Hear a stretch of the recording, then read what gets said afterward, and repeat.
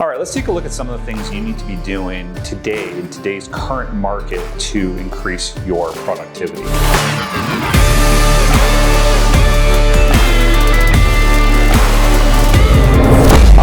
CEO with Sellstate, and I want to take a look at the market conditions and how things have been in 2024 and where we are in 2025, and some of the things that you can and should be doing to actually increase your productivity. Now, a lot of people in real estate right now will tell you that, the market's down, and down can mean different things to different people. Some people are still doing exceptionally well, but maybe not as well as they had been doing. Other people are actually having the best years they've ever had in the last couple.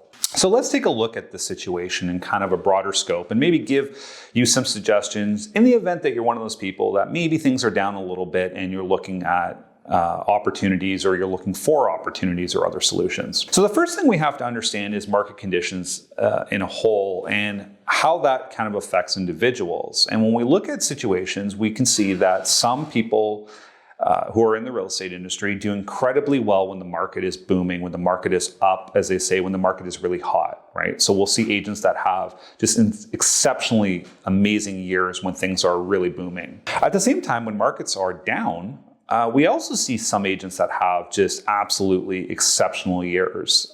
They find maybe a niche, or they're just working hard, or perhaps they're doing things that other people haven't thought of, and they're doing exceptionally well during a quote-unquote down market. And then we see some agents out there who do extremely well during the good markets, but then also seem to do pretty well during the down markets. Now, it's possible that these are just the luckiest people in the industry, or it could be that they are doing some of the things that other people are not. And that's kind of what I want to talk a little bit about right now. So, hey, if you're one of those agents out there and you're watching this and you're having the best year ever, great. More of the same. Keep doing what you're doing. There's always opportunities to improve, and certainly some of the things in this video may help you. But hey, if things are awesome and 2024, 2025 so far, best years you've ever had, fantastic. Go ahead and keep on crushing it. If you're one of those agents who are out there and you're watching this video because you're saying, well, actually, things are down a little bit, the market's down a little bit in my area, some areas the market could be down a lot, I'm struggling. I don't know what to do. I don't know if I should continue in real estate. I don't know if I should look for a part-time job, a full-time job. I don't know. Maybe I just need to find someplace where somebody can hand me a bunch of leads. I'm not sure what I should be doing. And that's kind of who I want to address right now.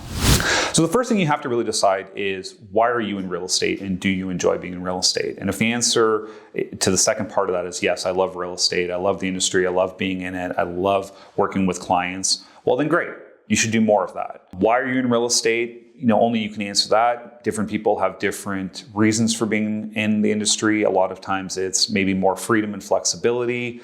For many people, they actually make a much better living in real estate than perhaps a prior career that they had been in. So there's a lot of different reasons why you might actually, be in real estate. But what we want to look at is, okay, so you're in real estate, you want to do better.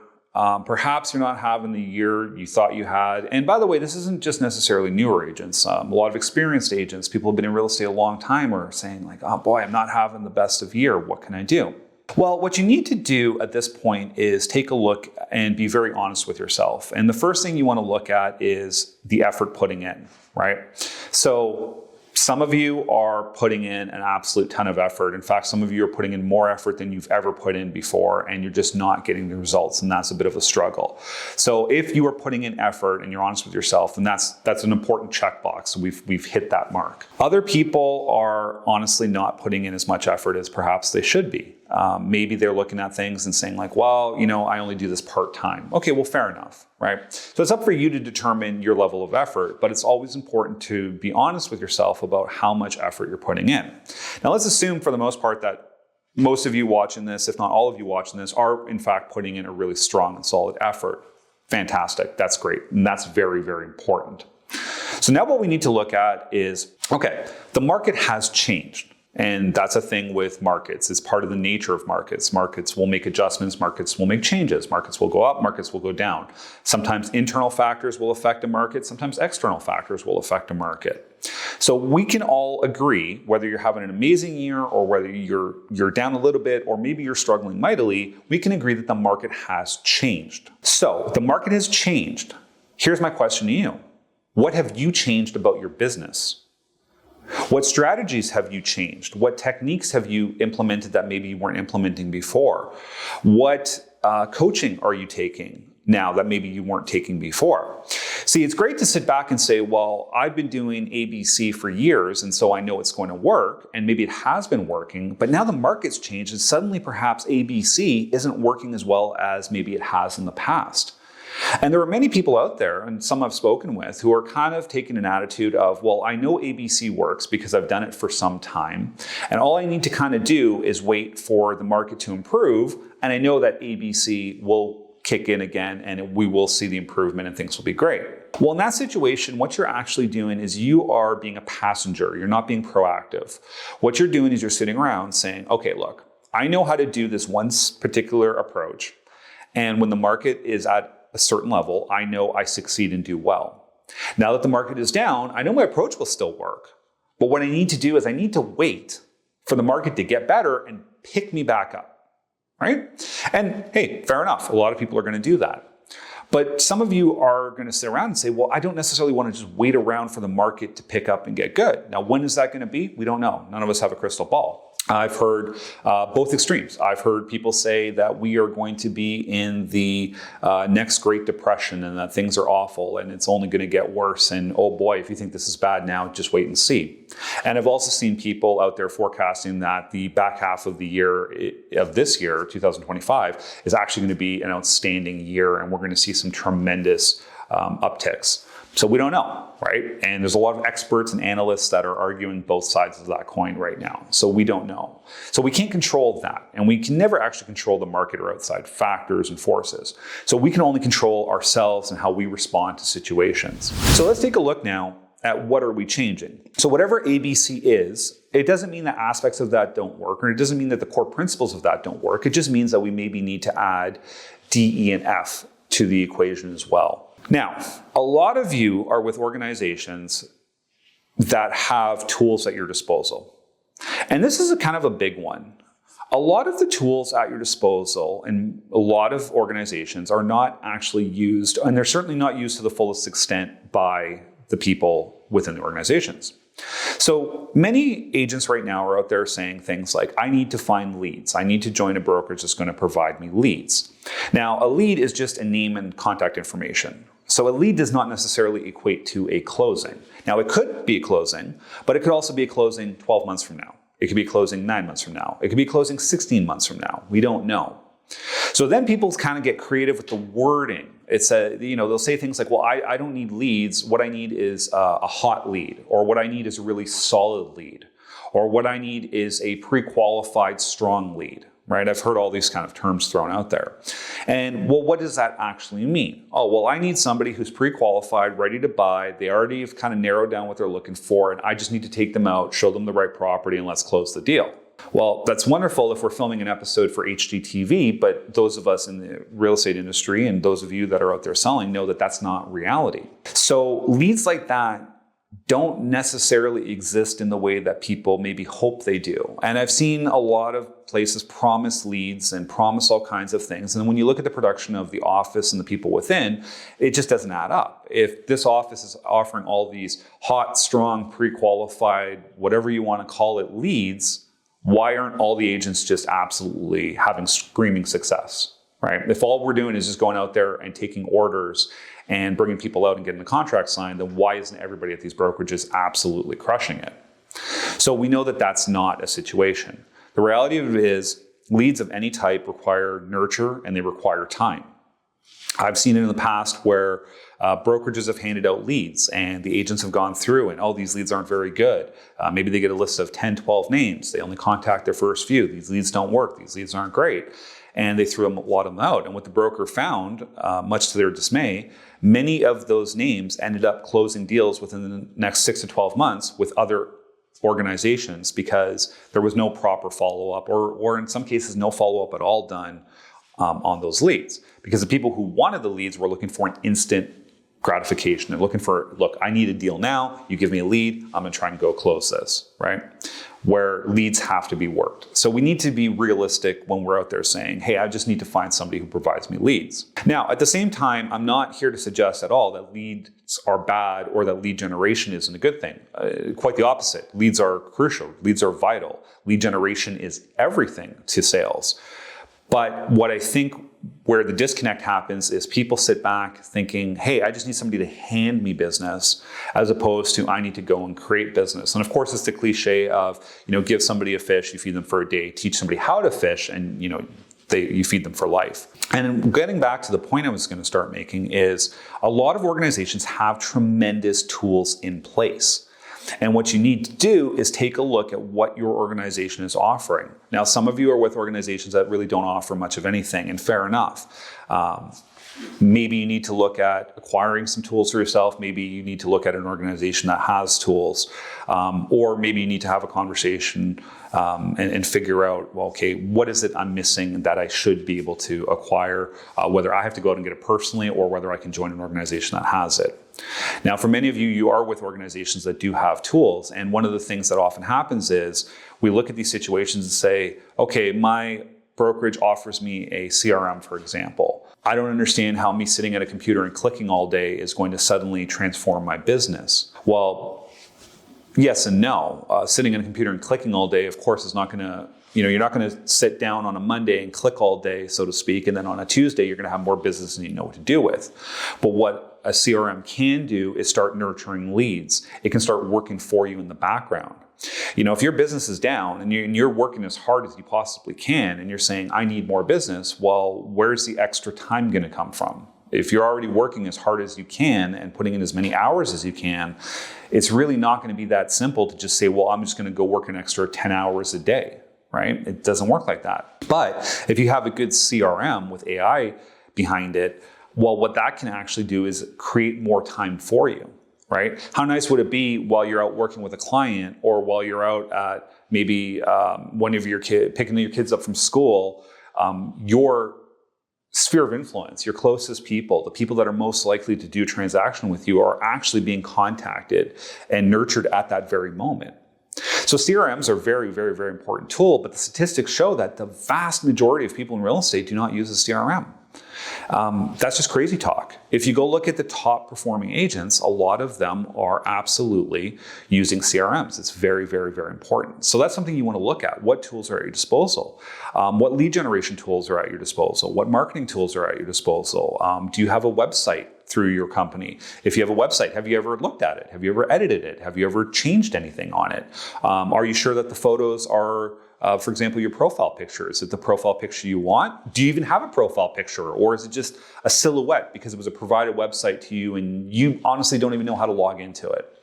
So these are simple steps that you should start doing, because what we're going to find is that a lot of the business in real estate, despite all the changes over the years and despite all the technology and despite all the giant competition and websites and things of that nature, sphere of influence is still the driving force behind most transactions. And what the better agents tend to do is lead generate to build their sphere of influence. And sphere of influence is often somebody who will know your name and know that you're in real estate, right? Simple as that. So we need to make sure that we're building our sphere of influence. We are building our database. We are nurturing that database. There's information out there that if you touch your sphere 100 times, you should convert at a rate of 7 to 1. Well, if you have, 200-300 names in your database, you could be looking at 30-40 transactions that are available for you. The issue is we just don't know when they're going to transact, right? And for us to try and sit there and manually keep track of all this, it's not going to work. So what we need to do is take advantage of tools. And I know that many of you are with organizations that provide some kind of tool suite. Maybe it's some kind of technology suite. Maybe it's just a simple CRM. Maybe it's just a simple web page. Maybe it's a full website. Figure out what you have. And if you're not sure, go talk to your broker, because I'm sure a lot of you have tools that you're not aware of. Take advantage of those. Most of the large platforms have great tutorials. They have great tips. They have great tricks. Heck, you can go on YouTube and look up a lot of tutorials or a lot of, how do I do this with this particular platform? And you'll be able to find a lot of solutions and video guides that will walk you through it. So take a look. There's a lot of great stuff out there. I know at Sellstate we provide a very robust suite that has everything from a CRM with great AI, a fantastic website, a complete ecosystem for each of our members, great marketing tools, great social media integration that can automate a lot of that stuff, great marketing packages that can get created for you to help you, market your listings, whether it's locally or even marketing them to people perhaps in other areas. Maybe you've moved somewhere from someplace and you want to market to some of your peers back where you used to live. That's the thing as well. Also, we've got some great tools that provide tremendous presentations, whether it's a listing presentation, buyer presentation, so on and so forth. So I know that we're not the only organization that offers stuff. I know our stuff is outstanding. Regardless of who you're with, make sure you're looking at what it is at your disposal. The next thing you want to look at is coaching and training. And I know those are two absolutely overused words in the real estate industry. And a lot of people think, yeah, great, I'm struggling. The last thing I need to do is go and hire and pay for a coach. And fair enough. Now, for some of you, that's exactly what you need to do. And even though you may be down financially, you may look at a situation where, yeah, things aren't going well, but I need to invest in myself. I need to invest in my business. And now is the time I'm going to do it. A lot of people right now just sort of roll their eyes and shrug their shoulders and shake their heads when you talk about coaching. A lot of organizations have some kind of internal training. Now, some is better than others. Some of it's online, some of it's in person. Some of it is regular, some of it is quarterly. Who knows what? But you need to figure out, number one, what is being offered by your company, right? Do you have coaching done by your broker? Do you have an online library that you can access? What is available to you? Coaching is incredibly important. Sometimes accountability can be incredibly important, and that can be a part of coaching, but sometimes it's just learning a new technique. Maybe right now you're saying, you know what, I've never done farming before. And I know farming's a little old school, but I think I'm going to add that to my business. I don't know the first place to start with farming. Great. Do you have a course that can walk you through farming? I mentioned a little while ago, building your sphere of influence through your CRM. Sometimes people say, that sounds great. 200-300 people, follow up 100 times. I close a bunch of deals. That sounds amazing. Problem, I don't know 200 or 300 people. I think with a proper guidance and training and coaching on sphere of influence building, you would be shocked at how many people you actually know, people that you haven't really considered. Sometimes it could be something as simple as, if you pick up or drop off your kids from school, do the other parents know you're in real estate? Who does your hair? Do you go to the same person every time? Do they know you're in real estate? Does that whole organization know you're in real estate? There's a lot of people that they reach out to, right?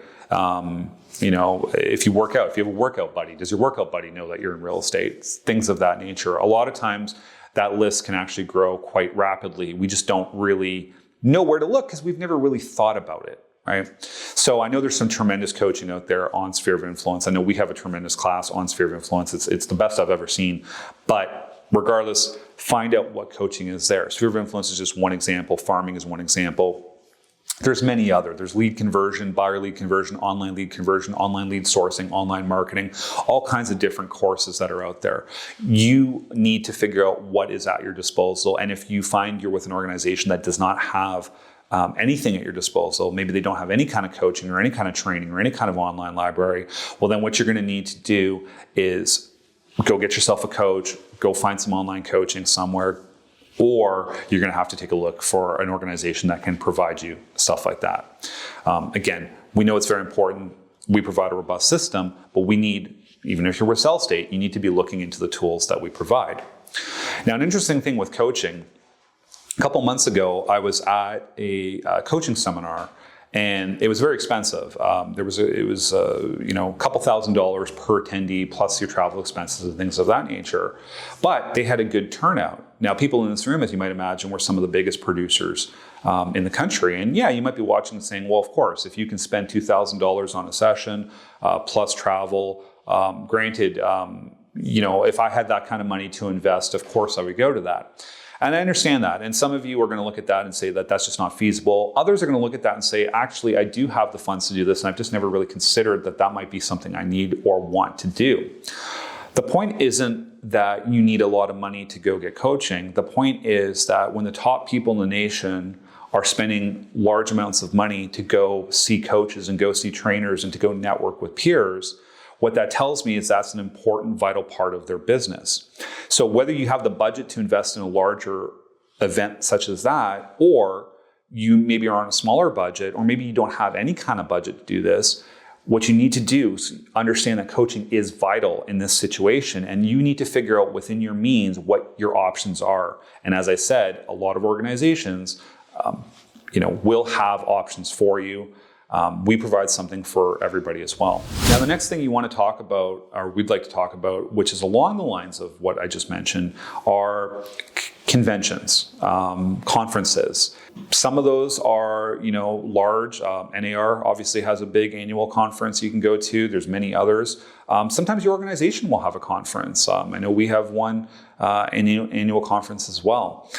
I can't speak for other organizations. I can speak for our conference, but I know what goes into planning a conference. And in our case, we make sure that we bring in elite level coaches, panels of peers, and people of this nature so that they can actually go and educate and converse with our attendees. And the reason why this is so important is because it's a good opportunity to not only network with peers, build relationships, get internal referral networks going, but also learn from coaches, learn from your peers, hear from others. Go to an environment where people are upbeat and positive. That's a big thing we're going to talk about in a moment. But it's so vital that you take advantage of these opportunities. In some cases, as I mentioned, you might be looking at a situation where it could cost you thousands and thousands of dollars to go attend a conference, and you might say, that's not feasible for me. Well, take a look at what your company is doing. It's possible that you might be able to get in for just a few $100s. And then you think to yourself, oh my goodness, I did not realize the value that was here. A lot of times people will look at these situations and think to themselves, look, I'm not sure it's a good year for me to go to a conference, even if it's only going to be a few $100s, because I'm down and I need to worry about more important things. Or maybe I'm doing okay, but I need to be very cautious about how much spending I'm doing. And so now's not the time to go to a conference. But in a way, it's actually the best time to go because it's an investment. And if you can go and think of it in terms of investing, and you say to yourself, okay, I'm going to go to this conference, and if I can learn a single tip that will cause me to sell a single home additional this year that I didn't previously wouldn't have been able to sell, well, what was your return on your investment, right? And that's kind of the way you want to look at things. And the reality of it is, if you go to a conference and it's well done, it's not going to be a single tip you're going to pick up. It's going to be a variety of tips. It might even be a whole other avenue that you haven't considered. Maybe, everybody says try and find a niche. Maybe that's going to pop into your mind, something that you haven't considered.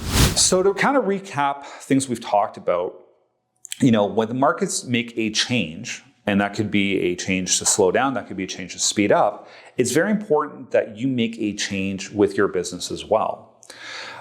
In the current situation, a lot of people are saying that the market has made a change and has slowed down. Well, slowing down market is just an opportunity for somebody else. We hear about, the stock market crashes, for example. And some people will say, now's a terrible time. Get all your money out of the stock market. Even if people aren't investing in the stock market, they're like, you don't want to be in the stock market. And then you have other people that are like, well, actually, I'm going to put as much money as I have in the stock market because it's down, and that's an opportunity to invest. With real estate, it's the same thing. You can look at it and say, well, I would prefer interest rates to be lower, but if you can buy a home now for tens of thousands of dollars less than what it will cost you, say, in a year's time, well, that will more than account for any offset interest rate. And if interest rates make a drastic change for the better, you could always refinance down the road, right? So even when people say a down market, well, down for somebody is just an opportunity for someone else. The point is you have to make changes. And I think one of the best places to look is take a look at what tools are at your disposal. What technology do you have? Have you looked at it? Have you not looked at it? Maybe you're not good with tech and you're afraid of it. A lot of it is really automated these days. I know our platform, so much of it is automated. There's a wonderful AI assistant that will help you out with things. There's people that can help guide you through things. So take a look at what is at your disposal. Make sure you're taking advantage of that. Make sure you're using the tools that top agents and top teams are using around the country to help them do well in great markets as well as doing well in down markets. So they're the people, the quote unquote very lucky people that are doing well all the time, right? Use your tools. We also talked about coaching, training, make sure you take a look at what's, again, available to you. Some of it's going to be within your organization. Some of it's going to be outside your organization. You figure out what your means are, but make sure you are doing something. You need to be learning a different skill or a modification on one of your existing skills. You need to be making those adjustments. It's very, very important. And then the other thing we talked about is conferences and conventions. Sometimes those are external. Sometimes those can be within your organization. Those are usually amazing opportunities to go and learn and take advantage. A lot of times the cost is greatly subsidized. I know in the case of our conference, it is enormously subsidized when you look at the coaches and speakers and things that we bring in and the event that we have. But it's a tremendous opportunity. And in our case, we do it so we can help our brokers. We can help our agents out. We can help our members learn. We can help our members network. We can help our members feel great, remind them why they love being in real estate and why it's an amazing industry to be a part of. And they're going to learn some techniques and some tools that they can go out and, pick up their business and make those necessary adjustments. The last thing I'm going to say on this video is attitude. Attitude has to be everything. So many people get down and, oh man, maybe it's stress because they're not making as much money or who knows what. But you talk to a stranger, hey, how's the market? And people in real estate will say things like, oh, the market sucks, it's terrible. Why on earth would you say that? It's not. It's never terrible. It's always an opportunity for someone. And why on earth would you want the public to be out there perpetuating the idea that, hey, I spoke with a realtor and they told me the market sucks, so I don't want to buy a house now, or I don't want to sell a house now. No, we want people thinking it's great. So market is good. Your energy is always good. Tremendous opportunities are there for people. Somebody says to you, hey, how's the market? And even if you're thinking the market's not great, if that's what you're thinking, maybe you want to respond with something more upbeat and say, you know what? There's tremendous opportunities right now for people in the market. And I got to tell you, for people that are ready to go, boy, oh boy, can we get some major, major savings or some major opportunities for them. And now maybe that person's thinking, wow, maybe I should do something now. Or maybe they're speaking with their friend and saying, well, hey, I was just speaking with my realtor buddy and they were telling me that now is the time to act, right? And suddenly we can kind of get yourself some production. So attitude is so, so, so important. So that's what I want to close on. You absolutely want to have a super positive attitude always when it comes to this stuff. Hopefully you liked what you saw here today. Hopefully some of this is helpful. If so, be sure to comment below, like the video, subscribe to the channel. We're constantly rolling out tips. Again, my name is Michael Darman. I'm CEO with Sellstate. And until next time.